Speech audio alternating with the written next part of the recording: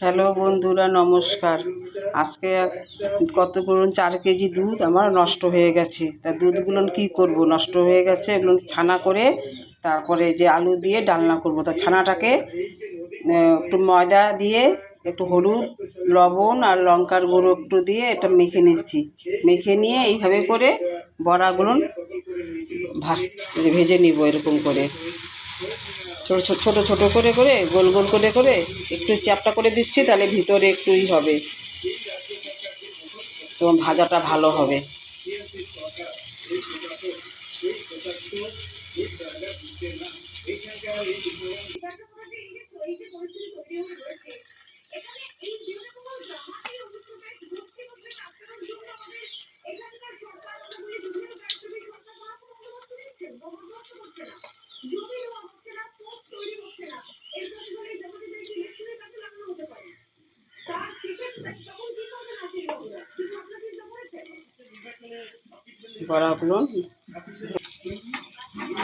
বড়াটা ভাজা হয়ে গেছে,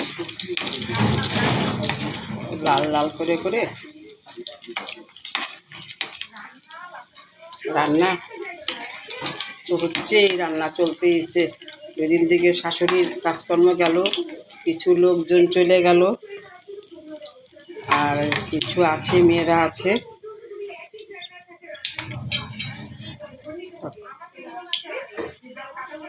গোটা জিরে, তেজপাতা, লং, দারচিনি, এলাচ, টমেটো কুচি, আর টমেটো একটা, আর কাঁচা লঙ্কা, আদা বাটা দিয়ে দিলাম।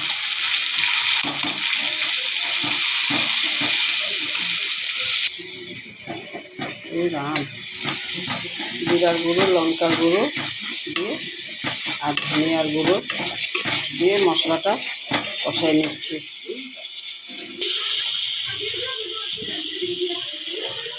জল দিয়ে দিলাম। জল দিয়ে এখন মশলাটাকে একটু কষাবো। মশলাটা কষানো হয়ে গেছে। এখন ওই আলুটা ভাজাটা তোমাদের সাথে শেয়ার করিনি। আলুটা ভাজা হয়ে গেছে। আলুটা এরকম ছোটো ছোটো করে কেটে আলুটা ফ্রাই করে নিয়েছি।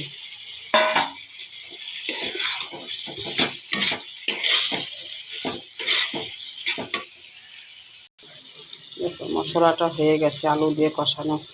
এখন জল দিয়ে দিলাম।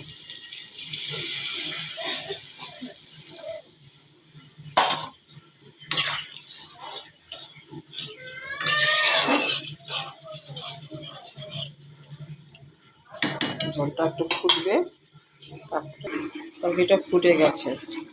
এখন বড়াগুলো দিয়ে দিলাম। বড়াটা দিয়ে বেশি করব না, তাহলে গলে যাবে। একটু ফুটাইয়ে একটু সামান্য একটু গরম মশলা দিয়ে দিলাম।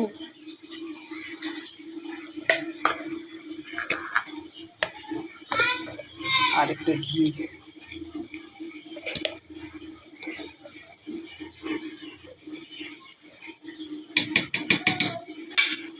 এটা হয়ে গেছে। তোমরা এরকম করে রান্না করে খাবা। ছানা দুধ নষ্ট করে ফাটাইয়েও করতে পারো।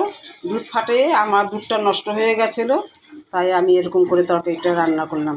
ছানাটাকে দেখলে কীভাবে রান্না করলাম, এইভাবে করে তোমরা রান্না করে খাবে। খাইয়ে কমেন্ট করে বলবে, শেয়ার কমেন্ট করবে, করে বলবে কেমন হয়েছে। আমার তো খুব ভালো হয়েছে। আর ওরা টেস্ট করে খেয়ে বললো মেয়ে যে খুব ভালো হয়েছে।